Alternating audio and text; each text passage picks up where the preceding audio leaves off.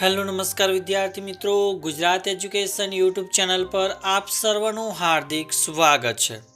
તો વિદ્યાર્થી મિત્રો, આજના વિડીયોની અંદર આપણે વાત કરવાના છે ધોરણ 9 વિષય સામાજિક વિજ્ઞાન અને તેમાં ગાલા સ્વાધ્યાય પોથી આધારિત પાઠ 19 જેનું નામ છે ભારત લોકજીવન। તો તેનું સંપૂર્ણ સોલ્યુશન આપણે આ વિડીયોની અંદર જોવાના છે, તો આ વિડીયોને અંત સુધી જોવાનું ભૂલતા નહીં। ચેનલ ઉપર જો પ્રથમ વખત આવેલા હો તો ચેનલને સબસ્ક્રાઇબ કરી દેજો અને આ વિડીયોને તમારા અન્ય મિત્રો સુધી શેર કરી દેજો। તો વિભાગ એ છે કે નીચે આપેલા પ્રશ્નોના માગ્યા મુજબ ઉત્તર આપો અને એની અંદર પહેલો પ્રશ્ન છે કે યોગ્ય જોડકા જોડો। તો વિભાગ એની અંદર નૃત્યો આપેલા છે અને બની અંદર રાજ્યો આપેલા છે। તો જે ઘુમ્મર નૃત્ય છે એ કયા રાજ્યનું છે? તો જવાબ આવશે રાજસ્થાન। ત્યારબાદ બીજા નંબર પર તમે જુઓ છો કે ભાઈ ભાંગડા નૃત્ય છે તો એ પંજાબનું છે એટલે પંજાબ જવાબ આવશે। કથકલી તો એ આવશે કેરળ અને ભરતનાટ્યમ તો એ આવશે તમિલનાડુ। ત્યારબાદ બીજા નંબરનું જોડકું જોઈએ। એની અંદર રાજ્ય આપેલા છે અમા અને બની અંદર તહેવારો એટલે કે ઉત્સવો આપેલા છે। તો ઉત્તર પ્રદેશ છે તો એ ઉત્તર પ્રદેશ રાજ્યનો તહેવાર કયો છે? તો જવાબ આવશે હોળી। ત્યારબાદ છે તમિલનાડુ, તો એની અંદર પોંગલ આવશે। પશ્ચિમ બંગાળ તો એની અંદર દુર્ગા પૂજા આવશે અને કેરળ તો એની અંદર આવશે ઓણમ। ત્યારબાદ પ્રશ્ન નંબર 2 કે વિધાનો ખરા છે કે ખોટા તે જણાવો। પહેલું વિધાન છે કે ગુજરાતના લોકોનો મુખ્ય ખોરાક ઘઉં અને દાળ બાટી છે, તો આ વિધાન ખોટું છે। બીજું વિધાન, મધ્યપ્રદેશની મુખ્ય ભાષા હિન્દી છે, તો આ વિધાન સાચું છે। ત્રીજું વિધાન છે કે દિલ્હી ભારતની રાજધાની છે, તો આ વિધાન ખરું છે। ચોથું વિધાન, દુર્ગા પૂજા પશ્ચિમ બંગાળનો મોટો તહેવાર છે, તો આ વિધાન ખરું છે। પાંચમું, ધર્મની દ્રષ્ટિએ ભારત સાંપ્રદાયિક દેશ છે, તો આ વિધાન ખોટું છે। છઠ્ઠું વિધાન છે કે રાજસ્થાનના લોકોની મારવાડી કચોરી નાસ્તા માટે જાણીતી છે, તો આ વિધાન સાચું છે। સાતમું વિધાન કે મહારાષ્ટ્રના લોકોને જલેબી પ્રિય છે, તો આ વિધાન ખોટું છે। આઠમું વિધાન છે કે ગોવામાં કોંકણી ભાષા બોલાય છે, તો આ વિધાન સાચું છે।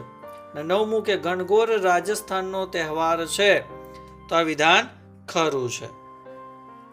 ત્યારબાદ પ્રશ્ન 3 છે કે નીચેના પ્રશ્નોના 1-2 શબ્દોમાં ઉત્તર લખવાના છે અને એમાં પહેલો પ્રશ્ન છે કે કેવું તાપમાન ધરાવતા પ્રદેશોના લોકોનો પહેરવેશ સુતરાઉ, આછા રંગોવાળો અને ખુલતો હોય છે, તો એ આવશે જવાબ વધુ તાપમાન ધરાવતા પ્રદેશના લોકો। ત્યારબાદ બીજો પ્રશ્ન છે કે રાજસ્થાની લોકોના નાસ્તા માટે કઈ વાનગી જાણીતી છે, તો એ આવશે મારવાડી કચોરી। ત્રીજું, ગુજરાતની જાણીતી મીઠાઈ કઈ છે, તો એ આવશે જલેબી। ચોથો પ્રશ્ન, ભારતનો કયો પ્રદેશ પૃથ્વીનું સ્વર્ગ કહેવાય છે, તો એ આવશે જમ્મુ કાશ્મીર। પાંચમો પ્રશ્ન, ભારતનું કયું રાજ્ય દેવભૂમિ તરીકે ઓળખાય છે, તો એ આવશે ઉત્તરાખંડ। છઠ્ઠું, ભારતની રાજધાનીનું શહેર કયું છે, તો એ આવશે દિલ્હી। સાતમું, પ્રયાગરાજમાં એટલે કે અલ્હાબાદમાં કયો મેળો ભરાય છે, તો એ આવશે કુંભ મેળો। આઠમો પ્રશ્ન કે આંધ્રપ્રદેશ અને તેલંગાણામાં કઈ ભાષા બોલાય છે, તો એ ભાષાનું નામ છે તેલુગુ। નવમો પ્રશ્ન, કર્ણાટકમાં કઈ ભાષા બોલાય છે, તો એ આવશે કન્નડ। 10મો પ્રશ્ન, કેરળમાં કઈ ભાષા બોલાય છે, તો એ આવશે મલયાલમ। અને 11મો પ્રશ્ન છે કે તમિલનાડુનું જાણીતું નૃત્ય કયું છે, તો જવાબ આવશે ભરતનાટ્યમ। ત્યારબાદ પ્રશ્ન 4 છે કે ખાલી જગ્યા આપણે આપેલા વિધાનોમાંથી સાચો વિકલ્પ પસંદ કરવાનો છે, વિકલ્પોમાંથી ને આ ખાલી જગ્યા પૂરવાની છે। તો પહેલી ખાલી જગ્યા છે કે રાજસ્થાની લોકોની મારવાડી ખાલી જગ્યા નાસ્તા માટે જાણીતી છે, તો જવાબ આવશે કચોરી।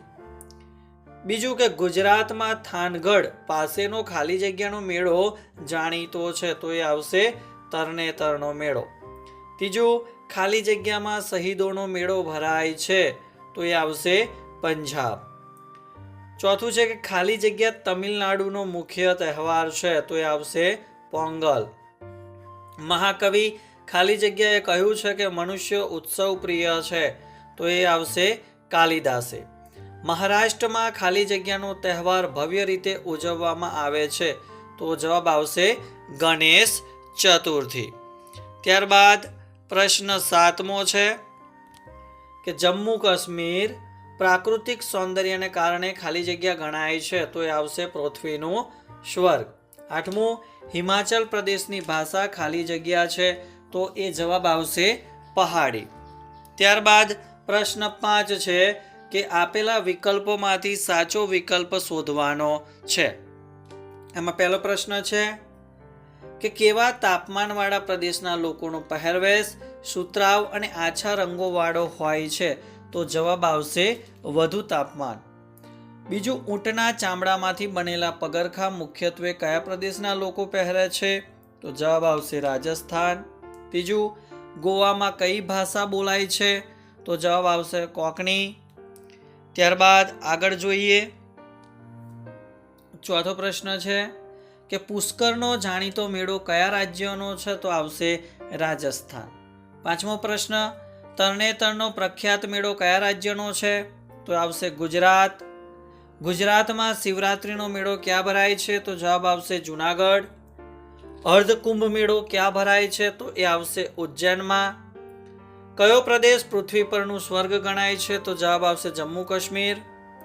ઉત્તરાખંડ કેવું ભૂપૃષ્ઠ ધરાવે છે, તો જવાબ આવશે પર્વતીય ભૂપૃષ્ઠ ધરાવે છે.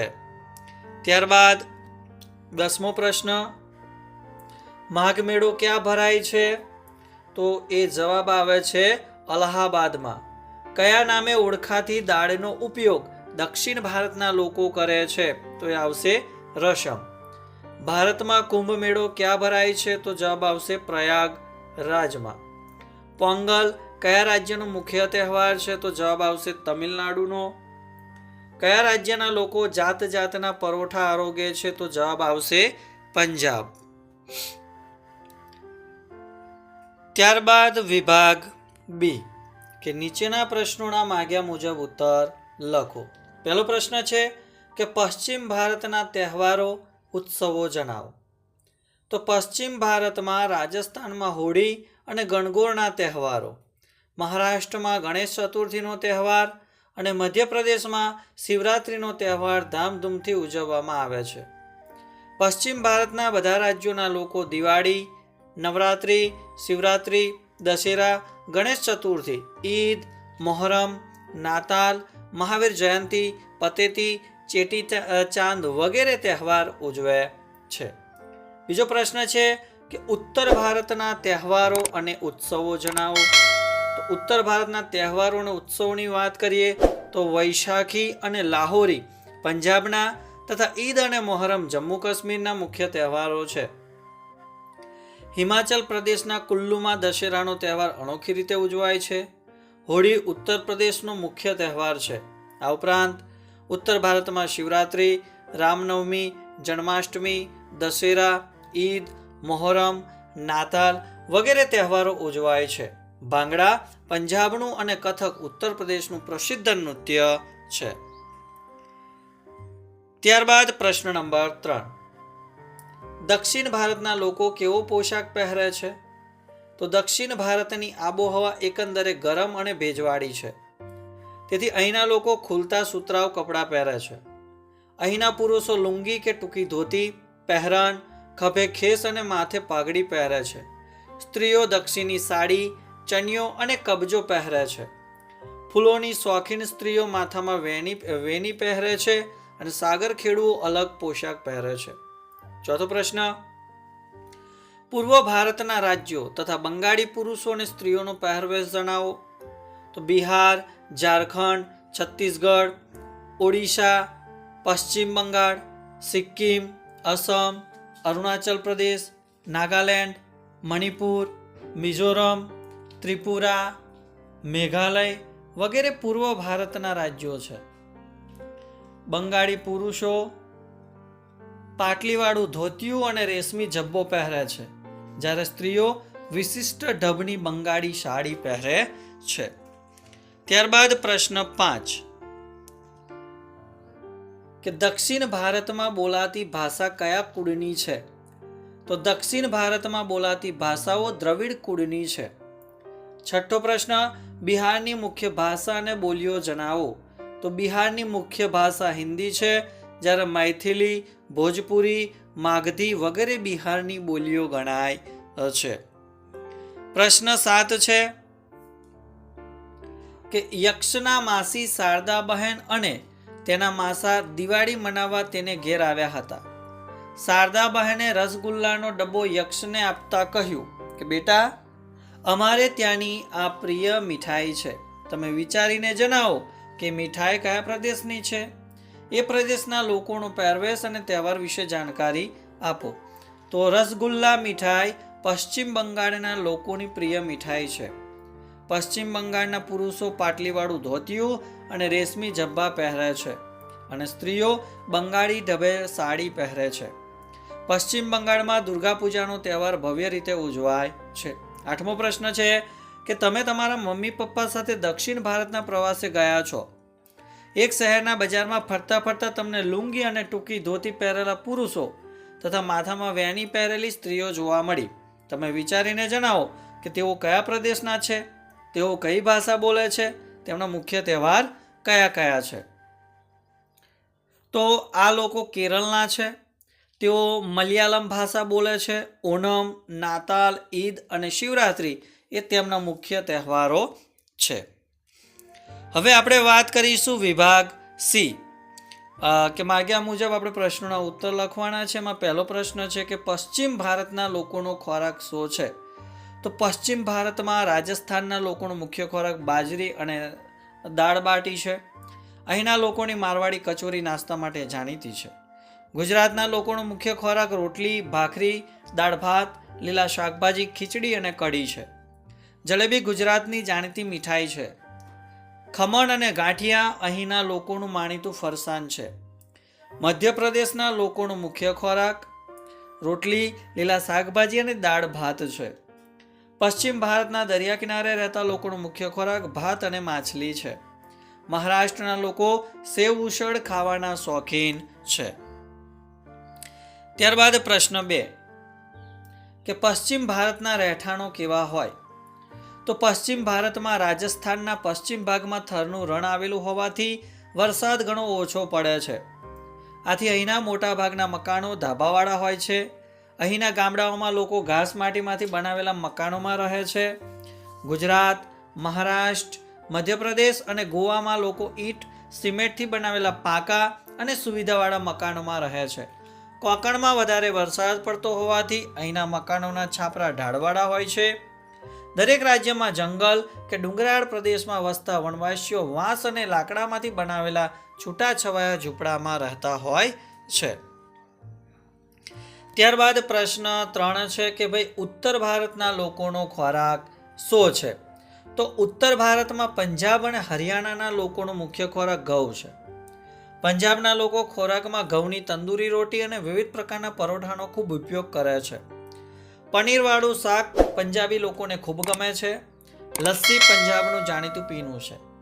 જમ્મુ કાશ્મીરના લોકોનો મુખ્ય ખોરાક ભાત અને માંસ મચ્છી છે. ઉત્તરાખંડ અને હિમાચલ પ્રદેશના લોકો ખોરાકમાં ભાત, કઠોળમાં રાજમા અને માંસનો ઉપયોગ કરે છે. ઉત્તર પ્રદેશના લોકોનો મુખ્ય ખોરાક રોટલી, લીલા શાકભાજી અને દાળ ભાત છે. ચોથો પ્રશ્ન, ઉત્તર ભારતના લોકો કેવો પહેરવેશ પહેરે છે? તો ઉત્તર ભારતમાં પંજાબ અને હરિયાણાના પુરુષો ખુલતી સલવાર, લાંબી બાઈનો ઝબ્બો અને માથે પંજાબી પાઘડી પહેરે છે. કેટલાક પુરુષો ઝબ્બા પર ભરત કરેલી કોટી પહેરે છે. સ્ત્રીઓ સલવાર અને કમીજ પહેરે છે. તે પંજાબી પોશાક તરીકે જાણીતો છે. જમ્મુ કાશ્મીરના પુરુષો ચોરણો, લાંબી બાઈનો ઝબ્બો અને જાકીટ પહેરે છે. સ્ત્રીઓ સલવાર કમીઝ અને માથે સ્કાર્ફ બાંધે છે. હિમાચલ પ્રદેશ અને ઉત્તરાખંડના લોકોનો પોશાક જમ્મુ કાશ્મીરના લોકોના પોશાક જેવો જ છે. વધુમાં અહીંના પુરુષો માથા પર ગઢવાલી ટોપી પહેરે છે, જ્યારે સ્ત્રીઓ માથે રૂમાલ બાંધે છે. ઉત્તર પ્રદેશના પુરુષો ધોતી અને પહેરન પહેરે છે અને માથા પર ગમછો બાંધે છે, જ્યારે સ્ત્રીઓ સાડી, ચણિયો અને કબજો પહેરે છે.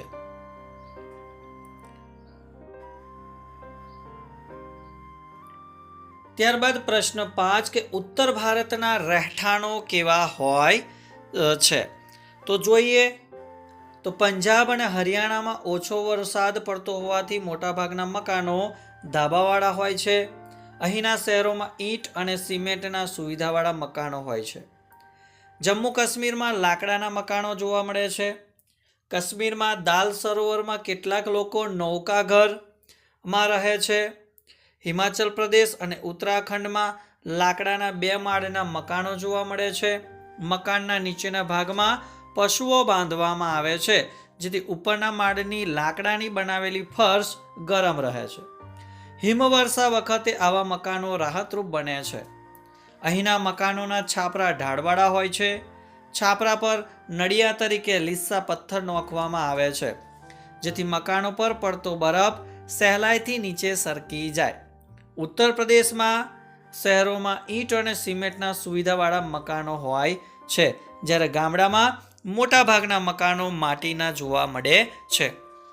તો વિદ્યાર્થી મિત્રો, આપણે ધોરણ 9 વિષય સામાજિક વિજ્ઞાનની અંદર ગાલા સ્વાધ્યાય પોથી આધારિત પાઠ 19 કે ભાઈ ભારત અને તેનું લોકજીવન, એની સંપૂર્ણ માહિતી આપણા વિડીયોની અંદર આપવાનો પ્રયત્ન કર્યો. તો ચોક્કસથી તમને આ વિડીયો ગમ્યો હશે તો વિડીયોને લાઈક કરજો, શેર કરજો અને ચેનલ ઉપર જો પ્રથમ વખત આવેલા હો તો ચેનલને સબસ્ક્રાઈબ કરી બાજુમાં આપેલ બેલને પ્રેસ કરી દેજો, જેથી આવનાર તમામ નવા વિડીયોની નોટિફિકેશન સૌપ્રથમ તમારા સુધી પહોંચતી રહે.